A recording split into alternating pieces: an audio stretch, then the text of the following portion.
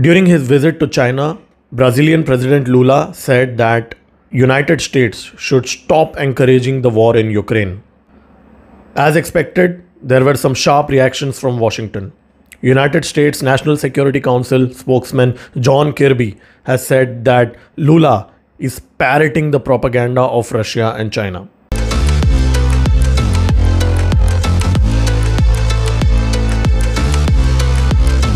The thing to note is that the trade between Brazil and China is humongous as compared to Brazil and Russia. And when Brazilian President Lula says that he supports Russia or he supports the peace deal between Russia and Ukraine, he's essentially towing the line of China and not towing the line of Russia. During his visit in China, Lula did two things. One, he spoke against USD. He said that United States dollar should not be used as world's reserve currency and a new currency should be launched by the BRICS nation. He made the statement in Shanghai. The second thing he did was he tried to be a peacemaker. He said that both Ukraine and Russia should sit and talk. Essentially, that means Ukraine giving up the land that has been taken over by Russia. Immediately after his China visit, he visited UAE and met the Sheikh, where he again reiterated that Russia and Ukraine should get into a peace deal. So he's clearly taking a neutral stance in this conflict, even though United States and the Western countries would like to look at him as picking a side of East.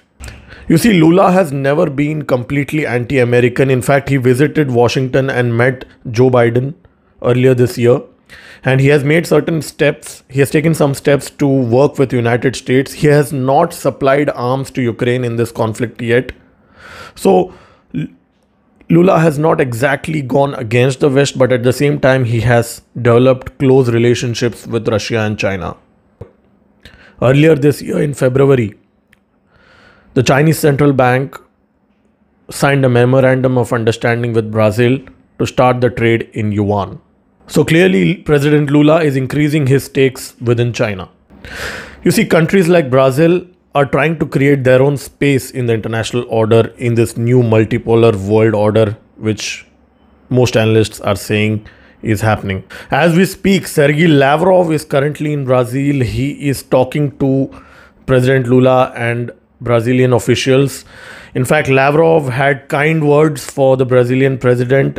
Lavrov said that we are grateful to our Brazilian friends for their clear understanding of the genesis of the situation in Ukraine. We are grateful for their desire to contribute to finding ways of settling this solution. So clearly Lavrov has some kind words. In fact, he went on to say that we are interested in resolving the conflict as soon as possible.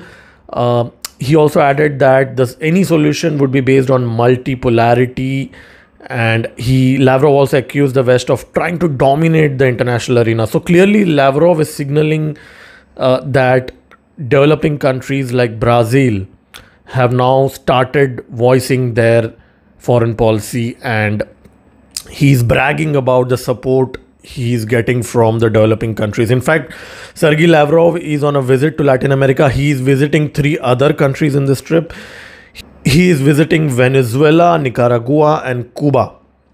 And what's common among these countries? All these countries have leftist governments which have hostile relationships with United States. So clearly Russia exploiting the fault lines within South and Latin America, and United States is probably unable to counter this.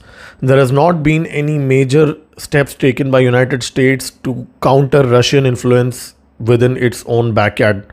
When I talk about backyard, I'm also talking about Mexico, where the Mexican president also accused United States of covert operations within the soil of Mexico. He's made some negative statements against United States over the last few weeks. In fact, one of the US senators also suggested the crazy idea of invading Mexico as well. So I'll talk about that in a separate video. But the point I'm trying to make is that countries like Brazil, with leftist presidents like Lula, are moving away from United States, and United States is unable to control its neighbors in its own backyard.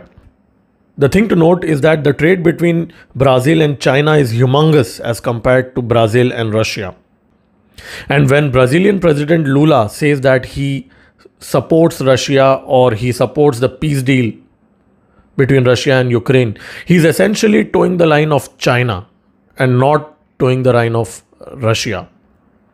And probably Russian President Vladimir Putin realizes this. That's why he sent Lavrov, his foreign minister, to Brazil immediately, and he's trying to increase the trade between Russia and Brazil also, so that Russians can also have influence within Brazil. As of now, Russia seems to be dependent on its ally China to make countries like Brazil support their bloc. So Russia has also a lot of work to do. So United States is not yet isolated. It still has the opportunity to mend its tie with the South and Latin American countries, but China is facilitating this developing bloc against United States, and Russia has expedited its relationships with the developing countries, as we can see by this visit of Lavrov to the South and Latin American countries.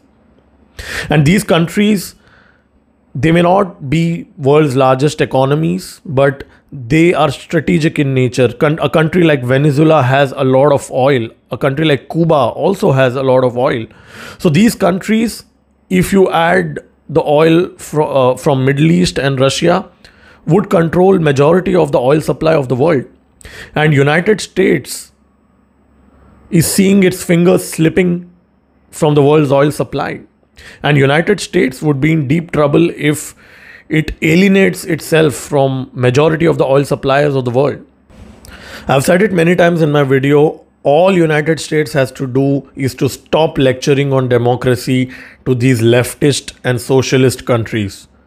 That is the only way for United States to ensure that these countries don't fall into the block of Russia and China.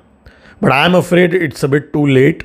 United States doesn't seem to understand this, and it is continuing with its policy of economic coercion, which is sanction-led, which aims at dictating USD at the cost of the interest of other countries.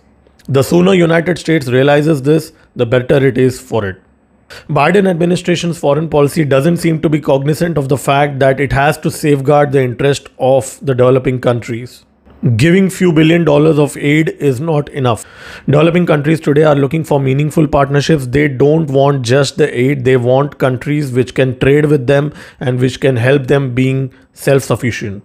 The anti-US sentiment around the world should concern Biden administration, and if it is not concerning him right now, at least the anti-US sentiment within the South and Latin American countries should be of serious concern to United States, because these countries pose an opportunity for Russia and China to not only engage in trade, but also engage militarily. And tomorrow, in case of a hypothetical conflict scenario, the idea of Russia or China having presence in America's backyard should send shockwaves to Pentagon.